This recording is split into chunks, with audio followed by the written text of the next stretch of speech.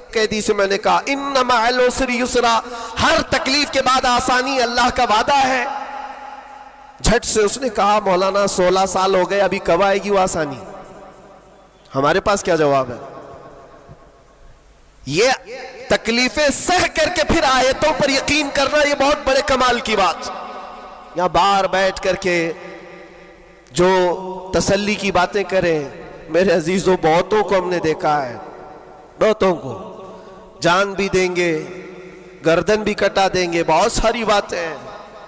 اسی سے اندازہ ہو جاتا ہے جو صبح بستر نہیں چھوڑ سکتا وہ کیا گردن کٹائے گا؟ جو نماز کے لیے اذان کو لبیک نہیں کہتا، وہ جان کی بات کہاں ہے؟ ایک ڈنڈے سے ساری چیزیں بھاگ جائیں گی، سب نکل جاتے ہیں ادھر ادھر۔ میں سب کی بات نہیں کرتا، آزمائشیں جس وقت آئیں گی میرے عزیزوں، استقامت یہ کسی چھوٹے موٹے چیز کا نام نہیں ہے۔ اللہ تعالیٰ فرماتا ہے ان الذین قالوا ربنا اللہ ثم استقاموا، بے شک وہ لوگ جنہوں نے یہ کہا ہمارا رب اللہ ہے، پھر اس پر جمے رہ گئے، تتنزل علیہم الملائکہ، ان پر پھر فرشتے اتارے جاتے ہیں، فرشتے اتارے جاتے ہیں۔ میرے عزیزوں یہاں بڑی بڑی باتیں کہنے کے لیے میں نہیں کھڑا، بس اتنی بات کہوں گا کہ حالات کے تناظر میں جو آج تمہارے لیے سب سے بڑے چیلنجز ہیں، اس میں تمہیں کھڑے اترنے کی ضرورت ہے۔ تم صرف اپنے محلے کے نمائندے نہیں ہو، یہ جو سروں پر ٹوپیاں اور داڑیاں ہیں تمہارے چہروں پر، تم کسی مسجد کے ہی مصلی نہیں ہو، بلکہ پوری کائنات میں اللہ نے تمہیں خیر امت بنایا ہے۔ سب انسانوں کے لیے تم رہبر ہو، رہنما ہو، تمہارے اخلاق ہر کوئی آج دیکھ رہا ہے۔ تم ایمبیسیڈر ہو کس کے؟ رسول پاک کے، تم ترجمان ہو اخلاق رسول کے۔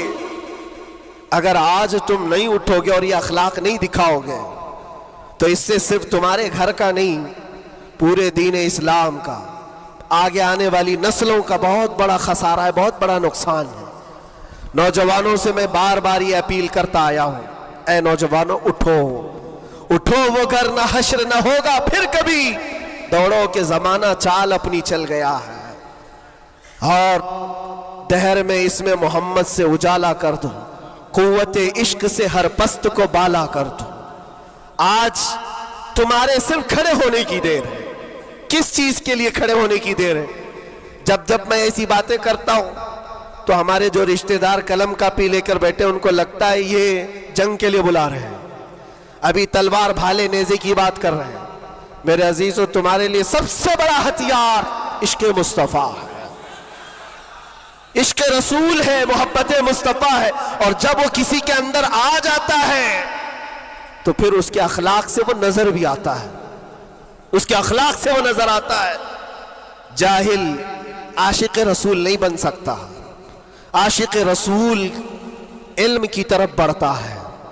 جاہل اور ایسا بدعقیدہ جو دعویٰ کرتا ہو حضور کے غلام ہونے کا، اگر اس کی زبان میں سچائی نہیں ہے تو وہ عاشق رسول ہے ہی نہیں۔ اللہ کے نبی صلی اللہ تعالیٰ علیہ وسلم نے فرمایا میرے غلاموں میں سے جتنے ہیں اگر کوئی منافق ہو تو منافق کے اندر دو عادتیں جمع نہیں ہو سکتی۔ حضور پاک صلی اللہ علیہ وسلم فرماتے ہیں دو عادتیں منافق کے اندر نہیں آ سکتی۔ وہ کون سی دو عادتیں ہیں؟ اچھے اخلاق۔ یہ اچھے اخلاق، یہ صرف ہنس کر کے ملنا اس کو اچھے اخلاق نہیں کہتے، وہ بہت لمبی اس کی ایک تشریح ہے۔ اچھے اخلاق منافق کے اندر نہیں آ سکتے۔ اور دوسری چیز اللہ پر توکل اور رسول کی ہر بات پر یقین، یہ منافق کے اندر نہیں آ سکتی۔ میں آپ سے پوچھتا ہوں اللہ رب العزت کی ہر بات پر آپ کو یقین ہے؟ رسول پاک کے ہر فرمان پر یقین ہے؟ بے شک۔ اگر یقین ہے تو یہ زبان سے بولنے کی بات کیا ہے؟ پھر تمہارا عمل کہاں ہے؟ اسی لیے سیدنا ابو بکر شبلی رحمت اللہ تعالیٰ علیہ سلسلہ قادریہ کے بڑے بزرگ ہیں، غوث پاک کے دادا پیروں میں آتے ہیں۔ آپ کہتے ہیں میری زندگی کا سب سے کٹھن سوال، سب سے مشکل سوال یہ ہے اگر کسی نے مجھ سے پوچھ لیا کیا تم حضور پاک صلی اللہ علیہ وسلم سے محبت کرتے ہو؟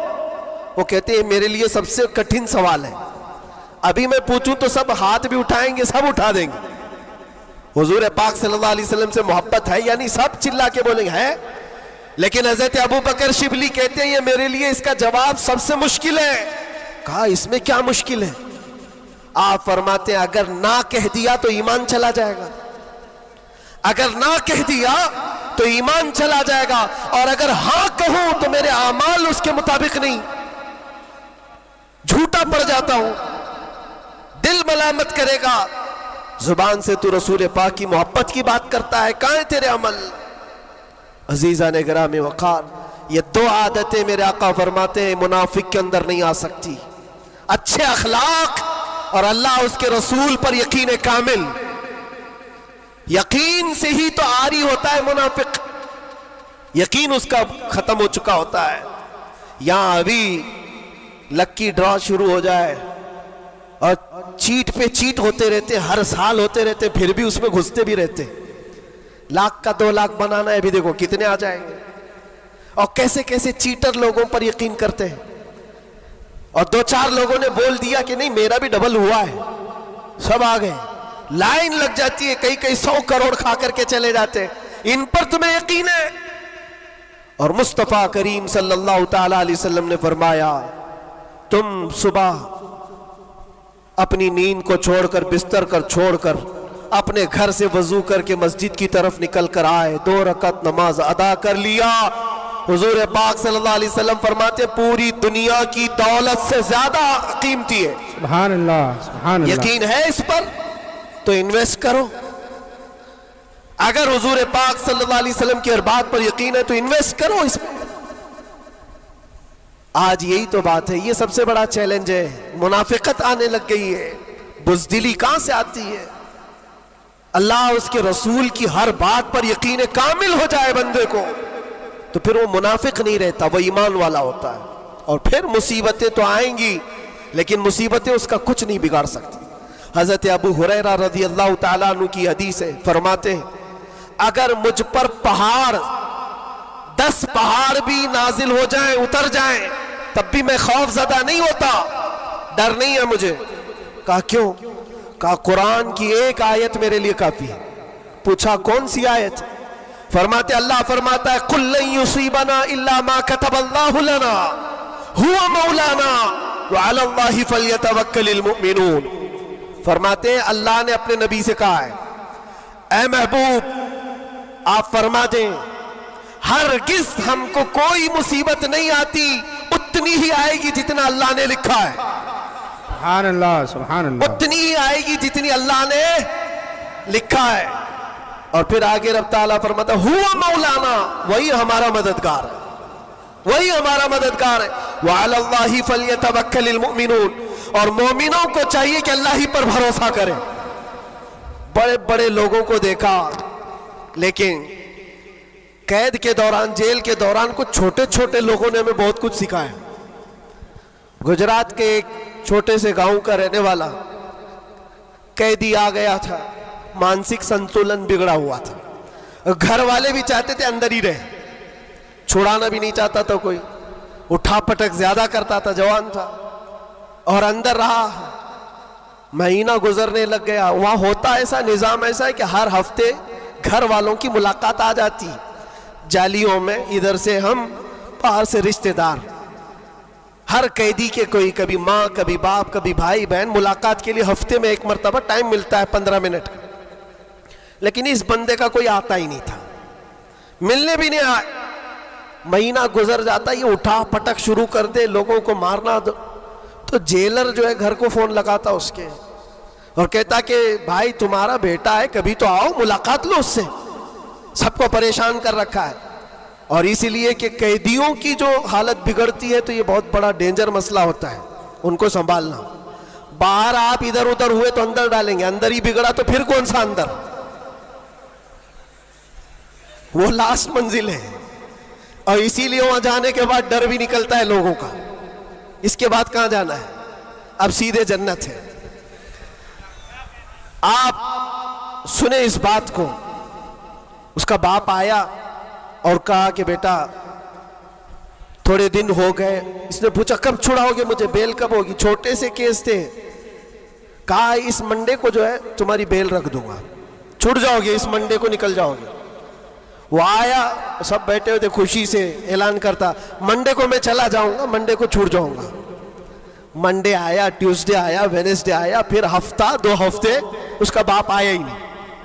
महीना गुजर रहा है, फिर ये उठा पटक शुरू करे, फिर फोन करके उसके बाप को बुलाया, आओ मुलाकात लो। बाप आया, फिर पूछा कब होगा अब्बा, कहा मैं थोड़ा सा काम में बिजी था, इस मंडे तो तेरा हो जाएगा, इस मंडे को हो जाएगा। ये आता और कहता, फिर बेचारा वहां तो ऐसे ही है, सब तिनके के सहारे पे ही रहते हैं। वकील बोलता इस डेट में होगा, हाँ ठीक है, उसके अलावा करे क्या। तो वो सबसे कहता इस मंडे को पक्का है, वो भी गया मंडे।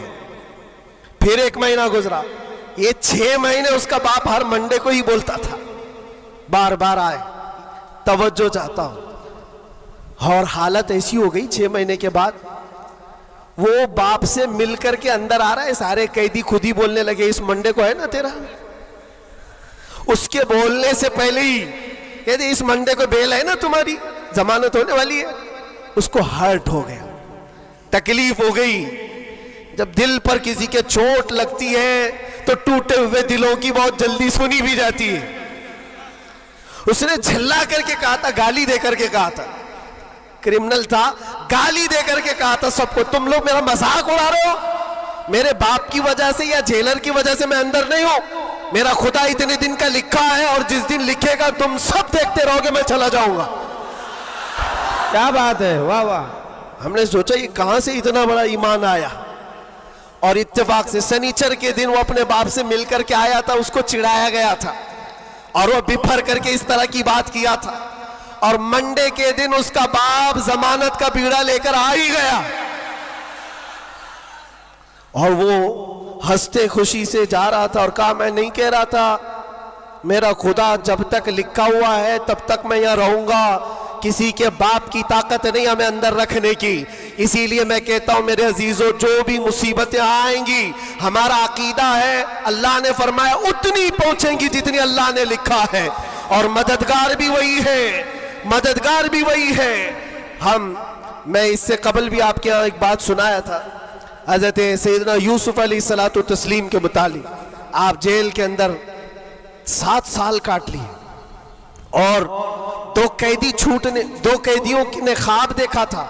हजरत यूसुफ अलैहिस्सलाम ने उनके ख्वाब की ताबीर बताई थी। एक उसमें मरने वाला था, एक छूटने वाला था। कुरान पाक में वाकया मौजूद है।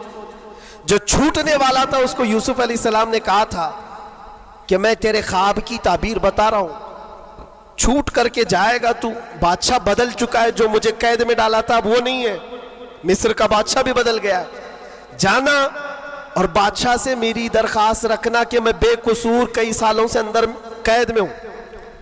ये कैदी अपने ख्वाब की ताबीर के मुताबिक ही, उसने ख्वाब देखा था, उसकी ताबीर के मुताबिक छूट गया। और जेल से छूटने वाला सब भूल भी जाता है, पलट के दरवाजा भी नहीं देखता, कौन है क्या है सब भूल जाता है। और वो भी गया बेचारा, सब भूल गया। और बादशाह के सिपाहियों में ने मुसाहिबीन में, खास लोगों में शामिल हो गया। लेकिन उसको वो बात याद नहीं आई यूसुफ अलैहिस्सलाम ने क्या कहा था। यूसुफ अलैहिस्सलाम की जो दरखास्त थी बादशाह के पास वो भूल गया। और बाज रिवायतों में फिर 7 साल गुजर गए बिना किसी गलती और कसूर के। यूसुफ अलैहिस्सलातु तस्लीम एक दिन रब ताला की बारगाह में रो पड़े, कहा है मालिकुल मुल्क या ज़ल जलाली वल इकराम, तेरा ये बंदा बेकसूर कब तक ये दरवाजों के अंदर कैद रहेगा? क्या मेरे लिए दरवाजे अब खुलेंगे नहीं? तो जानते हो ये ऐसा मकाम है। रब तबारक व तआला ने फरमाया, ऐ यूसुफ, कैद में अंदर गया, अगर तुझे बाहर जाना ही था तो बादशाह से क्यों दरखास्त किया? क्या मैं नहीं था? ये नबियों के लिए है मेरे अजीजों, आला ईमान है। हजरत यूसुफ अलैहिस्सलाम इस पर फूट फूट कर रोते रहे। हमारा भी यही हाल होना चाहिए। एक बात मुझे अल्लाह तबारक व तआला का इनाम है, मैं ये अर्ज करता हूं यहां पर गुफ्तगू, میں جو چیزیں شروع کیا تھا اس کو یہاں سٹاپ کرتا ہوں. سارے لوگوں نے دعائیں کی, مجھے پتا ہے, اور سب سے زیادہ میں نے حضور تاج الشریعہ کو اور حضور امین ملت کو خواب میں بار بار دیکھا, اور حضرت ابھی مجھ سے کہا تھا کہ ہم سب پریشان تھے, بہت دعائیں کرتے تھے. میرے چھوٹنے کی دعائیں یا میرے آرام کی دعائیں یہ الگ مقام رکھتی ہیں, لیکن جس وقت اندر جا رہے تھے میرے برادر گرامی بھی موجود ہیں, میں ایک دعا اللہ کریم کی بارگاہ میں یہ کرتا تھا کہ اے رب ذوالجلال تیرا بندہ ہے, تیرے نبی کی بات کر کر اندر آیا, اتنی لاج رکھنا کہ میرے باہر جانے کے لیے کبھی کسی کتے کی مدد لینے کی نوبت نہ آئے. کیا بات ہے, واہ واہ واہ واہ. کسی ظالم کی مدد لینے کی نوبت نہ آئے. اور رب تبارک و تعالیٰ نے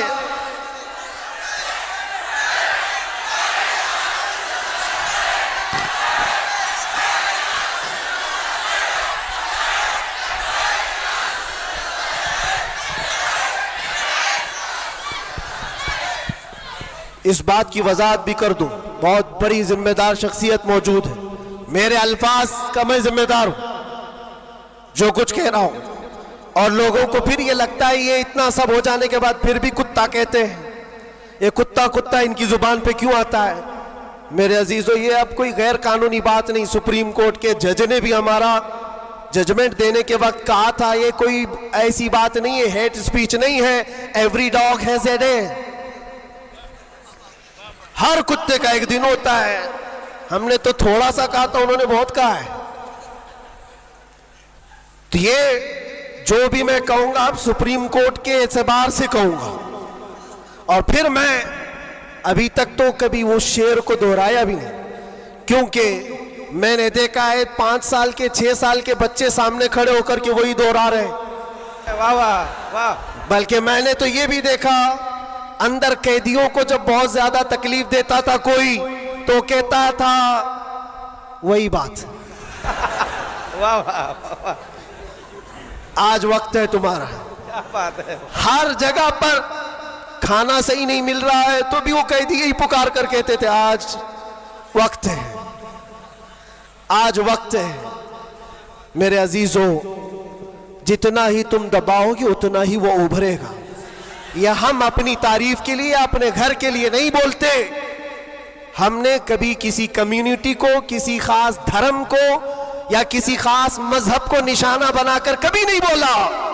ہاں, میرا یہ مشن ہے کہ جو حضور پاک صلی اللہ تعالی علیہ وسلم کی عزت کے لیے انگلیاں اٹھائے گا تو ہم اس کا جواب دیتے رہیں گے.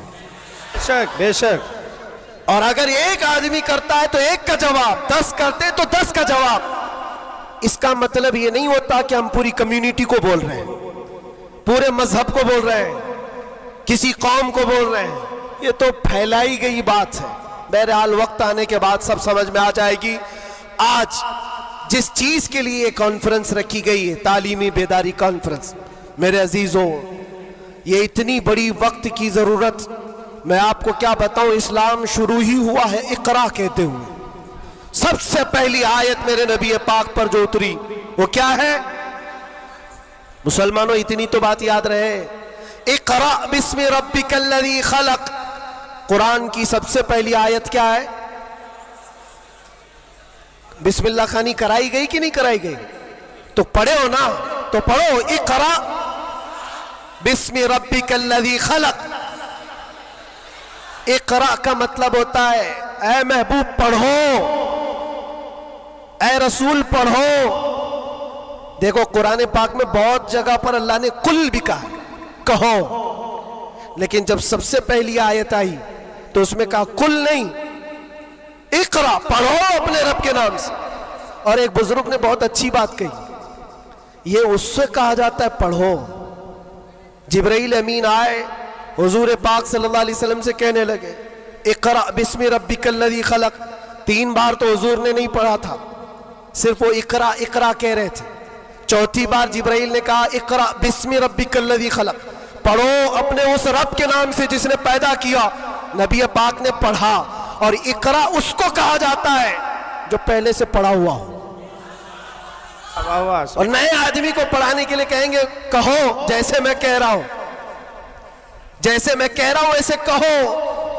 اور بھی ایک بات جو حضور پاک صلی اللہ تعالی علیہ وسلم کے متعلق بہت ساری باتیں مستشرقین نے جو پھیلائی، وہ امی تھے.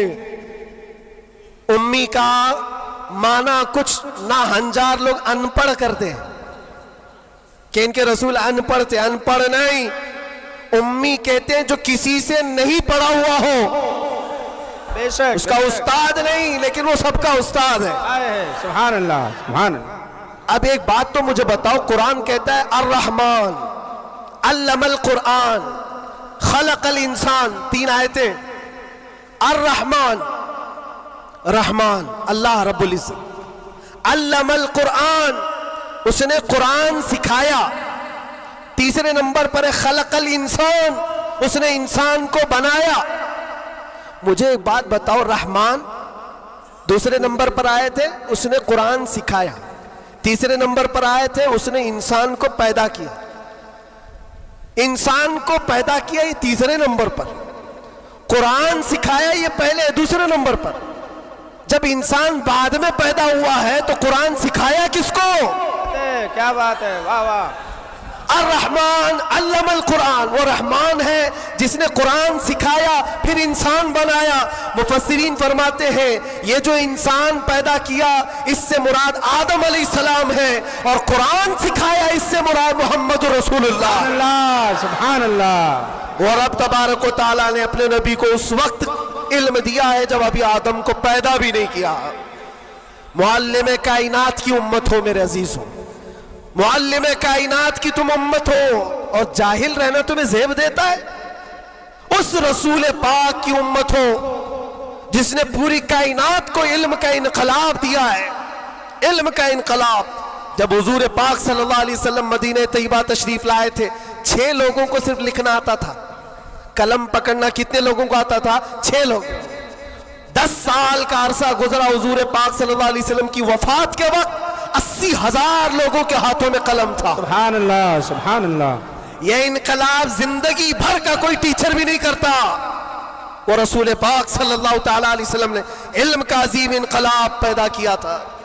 اور اس رسول کی امت اگر جاہل ہو یہ کیسے زیب دیتا ہے؟ اسی لیے میں نے دیکھا ہے بہت ساری جگہوں پر بڑی بڑی تحریکیں چلتی ہیں، لیکن رسول پاک صلی اللہ تعالی علیہ وسلم کا سچا جانشین، ان کی آل و اولاد کا یہ سچا جانشین مارارہ متحرہ کا اور خانوادہ برکات کا چشم و چراغ اعلان کرتا ہے آدھی روٹی کھائیں گے اور بچوں کو. سبحان اللہ. یہ صرف مارارہ کا اعلان نہیں، یہ رسول پاک کا مشن ہے. یہ انقلاب ہے جو نبی پاک صلی اللہ تعالی علیہ وسلم کا لایا ہوا. اگر تم جاہل رہو گے، بے نور رہو گے، جاہل آدمی حلال و حرام میں تمیز نہیں کر سکتا. جاہل کو کفر اور ایمان پتہ نہیں ہے. جاہل کب گمراہ ہوگا اسے خود پتہ نہیں چلتا. اس لیے میرے عزیزوں، علم کے بغیر اسلام بھی نہیں ہے. علم کے بغیر اسلام نہیں. آپ کو پتہ ہے دور جہالت کہا جاتا ہے اسلام سے پہلے والے دور کو، اور دور اسلام، اسلام کے بعد. اسلام اور جہالت تو اپوزٹ چیزیں، یہ کبھی ایک جگہ آ نہیں سکتی. آج امت کے اندر ہم دیکھ رہے ہیں کچھ لوگوں کو میں نے دیکھا اندر جن سے پوچھا گیا پہلا کلمہ کیا ہے تو آئیں ٹائیں کر رہے ہیں، نہیں پتا ہے. تمہارے نبی کون، یہ بھی نہیں پتا. ہم تو اس خوش فہمی میں چل رہے ہیں جمعہ میں بھیڑ ہے، جلسوں میں بھیڑ ہے، سب کی ٹوپی ہے، سب کو آتا ہوگا. کھنگالو تو کلمہ بھی نہیں آ رہا ہے. یوں ہی یہ مصیبتیں نہیں آ رہی ہیں میرے عزیز، یوں ہی ہم کو ڈرایا اور دھمکایا نہیں جا رہا ہے.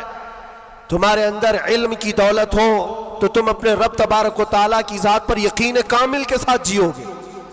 آج دلم الیقین کے ساتھ جو جیتے وہ جہالت کی وجہ ہے، جہالت ہے. اور جو جس طرح ہانکنا چاہے آج ہانک رہا ہے تمہیں. علم کی طرف آؤ، علم کی طرف. ہر بچے کو آج پڑھا لکھا ہوا ہونا ضروری ہے، ہر بچے کو.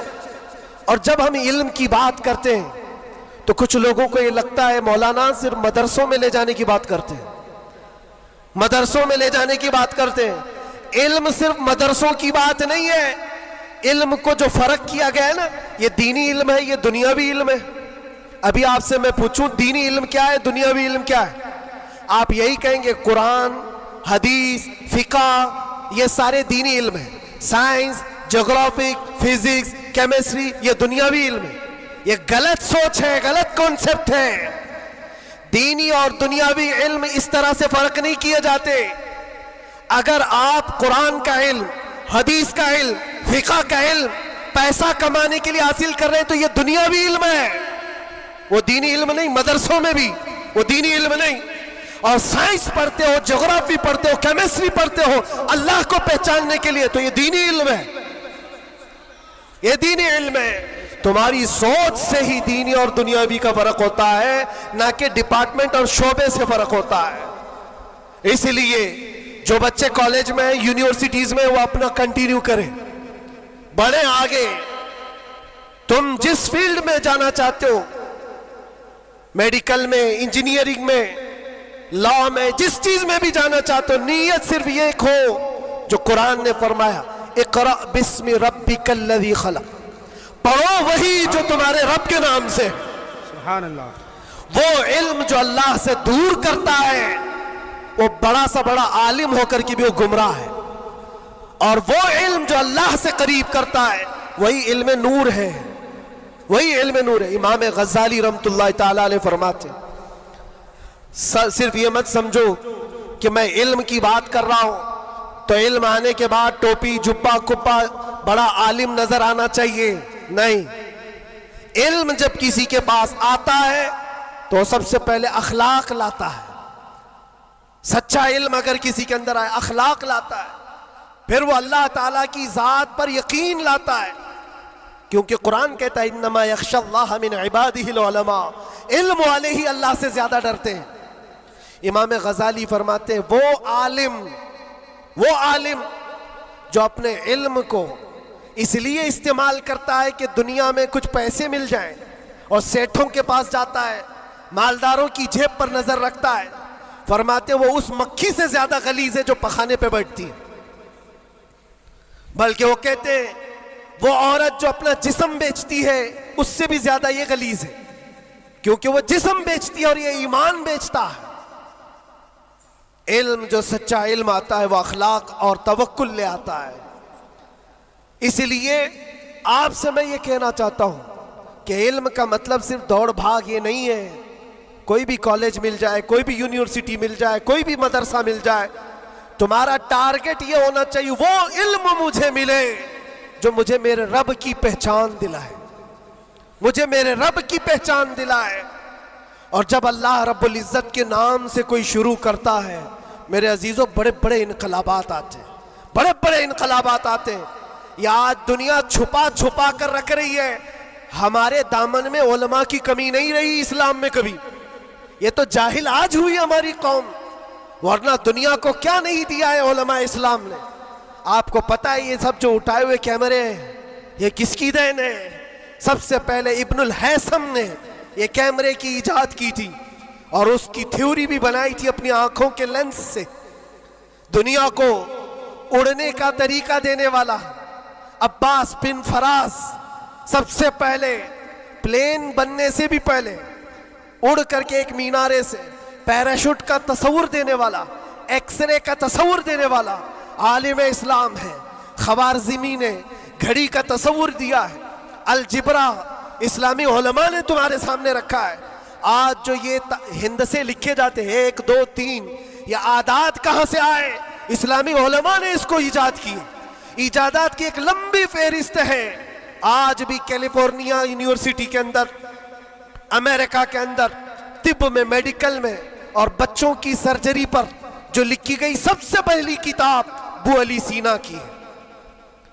القانون آج بھی رکھی ہوئی ہے، پوری دنیا کو سرجری سکھانے والے، پوری دنیا کو میڈیکل لائن میں لانے والے اسلامی علماء ہیں۔ بچوں کے امراض پر سب سے پہلی لکھی جانے والی کتاب علماء اسلام کی ہے۔ کون سا میدان ہے جس میں میرے نبی کے غلاموں نے بازی نہیں ماری ہے؟ سب جگہ ہے، بس بات آ کر کے یہاں رکتی ہے جس کو اقبال نے کیا سچے الفاظ میں کہا ہے، ان کے جو ہم غلام تھے خلق کے پیشوا رہے۔ سبحان اللہ۔ خلاصہ یہی ہے، ان کے جو ہم غلام تھے خلق کے پیشوا رہے، ان سے پھرے جہاں پھرا پھر آئی کمی وقار میں۔ یہ ڈور جو کٹی ہے تمہاری یا دھیمی ہوئی ہے، یہاں سے عزتوں میں کمی آئی۔ پڑھنا لکھنا تم نے بند کر دیا، نہ ادھر کے نہ ادھر کے۔ میرے عزیزوں، نہ مدرسوں کا علم رہ گیا، نہ اسکول کالج کا علم رہ گیا۔ یہ تو اسلام کا تقاضا نہیں ہے، اسلام نہیں چاہتا ہے۔ اس لیے آج کی اس کانفرنس کے ذریعے سے، یہ تعلیمی بیداری کانفرنس ہے، میں اویئرنس لانا چاہتا ہوں۔ اور اب اگر کوئی یہاں بیٹھا ہوا یہ عہد کر کے اٹھتا ہے کہ مجھے علم حاصل کرنا ہے، ہماری یہ کانفرنس وصول ہوگی۔ دل میں سوچتے ہو حاصل کرنا ہے، اور علم کی کوئی عمر نہیں ہوتی۔ یہ مت سوچنا میری شادی ہو گئی، بچے ہو گئے، اب کیا پڑھوں گا۔ ارے بوڑھے ہو جاؤ، داڑھی سفید ہو جاؤ، تب بھی تمہارے علم حاصل کرنے کی عمر نہیں جائے گی۔ سیدنا عمر ابن خطاب جلیل القدر صحابی ہیں، کہتے مجھے سورہ بقرہ پڑھنے میں 12 سال لگ گئے۔ تم چاہتے ہو جمعہ 8 دن کے اندر قرآن بھی ختم ہو جانا چاہیے؟ ہاں، اس میں مٹا دو اپنی ہستی کو اگر کچھ مرتبہ چاہو، کہ دانا خاک میں مل کر گلے گلزار بنتا ہے۔ شیخ سعدی رحمت اللہ علیہ فرماتے ہیں 60 سال کے بعد تو میں نے علم دیکھا ہے۔ اور یہ شرم و حیا کی بات نہیں، علم حاصل کرنا ہو۔ اچھا، پہلے کے بوڑھے لوگ اگر کہتے ہیں ہمارے زمانے میں حالات برے تھے، کوئی آیا ہی نہیں سکھانے کے لیے، ہمارے پاس اسکول نہیں تھے، مدرسے نہیں تھے، پہلے والے کہتے تو ہو سکتا ہے ان کا یہ عذر ہے۔ تمہارے پاس اب کوئی عذر ہی نہیں رہ گیا۔ قیامت کے دن رب تبارک و تعالیٰ اگر تمہاری پکڑ کرے کہ علم حاصل کرنا فرض تھا، تو نے سیکھا کیوں نہیں، یہ نہیں کہہ سکتے کہ مولا میرے پاس کوئی ذریعہ نہیں تھا۔ یہ جو مٹھی میں اتنا بڑا موبائل اٹھاتے ہو، پورا مدرسہ بھی رکھتا ہے، اسکول بھی رکھتا ہے، کالج بھی رکھتا ہے۔ کون سی قرت نہیں ہے اس کے اندر، کون سا علم نہیں ہے اس کے اندر۔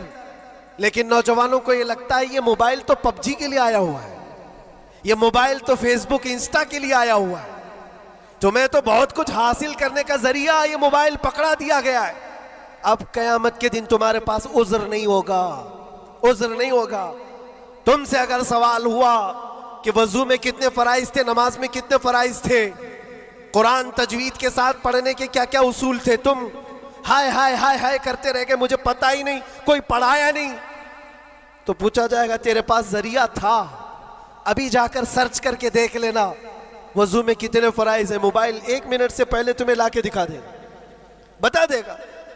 ہاں، زیادہ سے زیادہ کیا ہوگا، کنفیوژن، کیا میں نے سرچ تو کیا ہے وضو میں کتنے فرض، اب آ تو گیا جواب، لیکن یہ پتہ نہیں چل رہا ہے یہ اپوزیشن کا ہے کہ ہمارا ہے۔ اس کے لیے تو علماء بیٹھے ہوئے ہیں، اتنا پوچھ سکتے ہو کہ حضرت میں نے ریسرچ کیا ہے، یہ ساری چیزیں تو مجھے مل گئی۔ حضور پاک صلی اللہ علیہ وسلم کے لیے میں نے سرچ کیا، حضور کی عمر کتنی تھی، حضور کے ازواج کتنے تھے، حضور کی اولاد کتنی تھی، حضور پاک نے مکے میں کتنے دن گزارے، مدینے میں کتنے گزارے، کتنے غزوات میں حضور شریک ہوئے، سب میں نے سرچ کیا ہے، مجھے جواب ملا ہے۔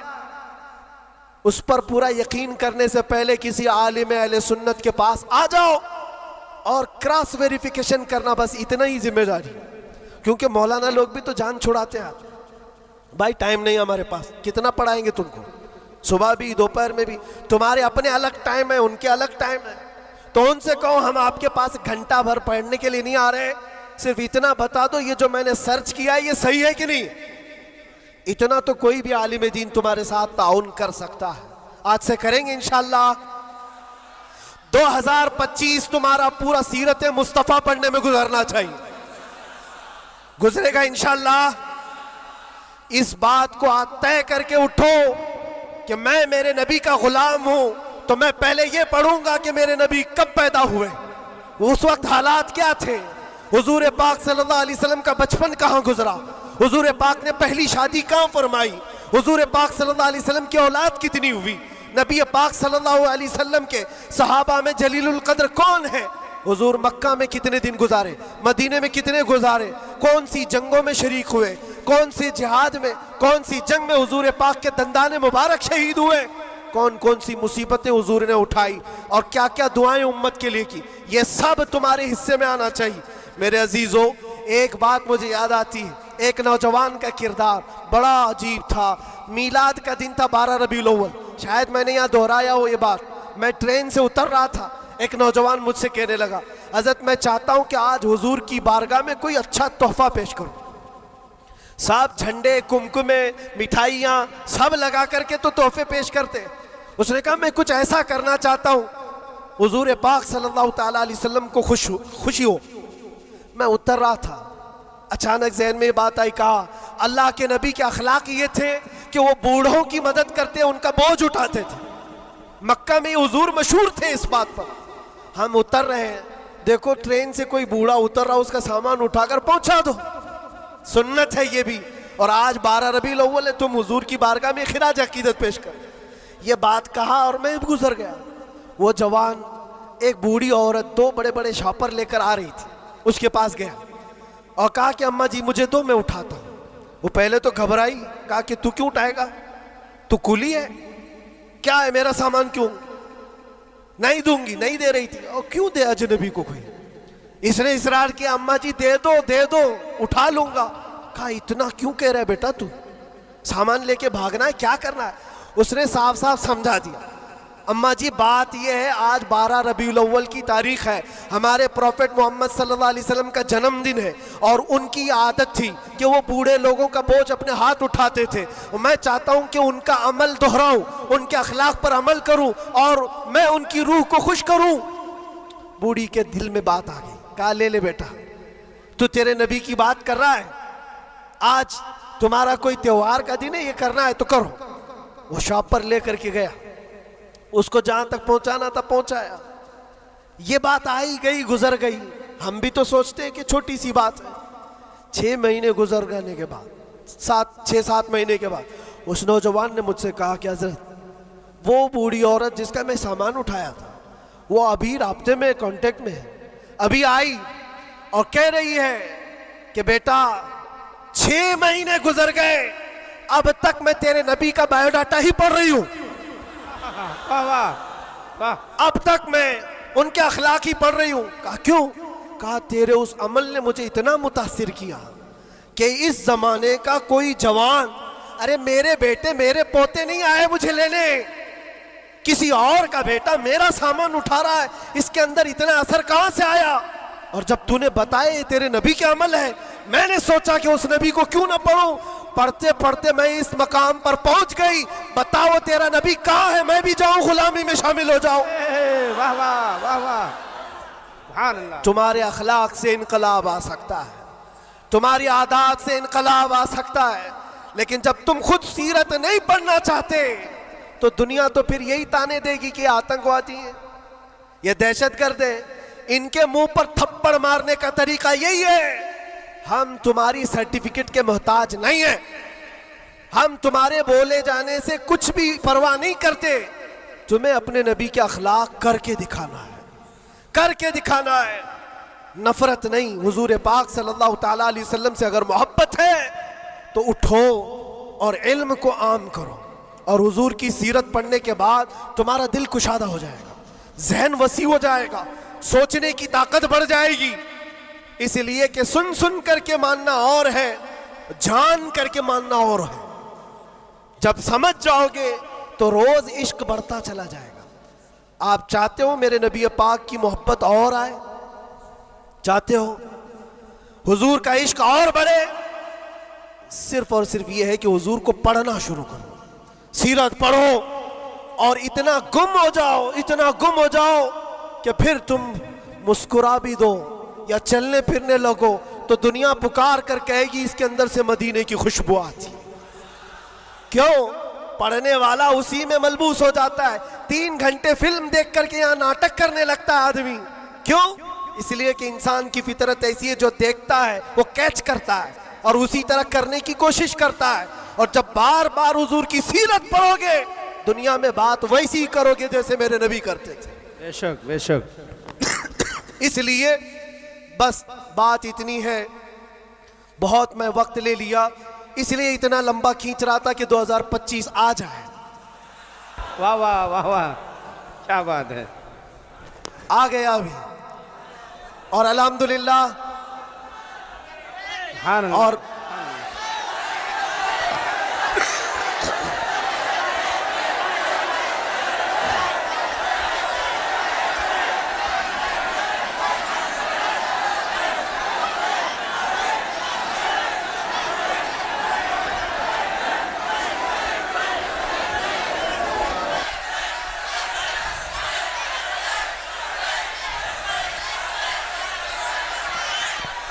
اللہ تبارک و تعالی اس آنے والے سال کو ہم سب کے لیے خیر و برکت والا سال بنائے، بلا اور مصیبتوں سے اللہ ہم سب کو نجات رکھے، اور اس پورے سال کو اللہ تعالی ہم سب کے ایمان اور عقیدے میں جلا عطا کرے۔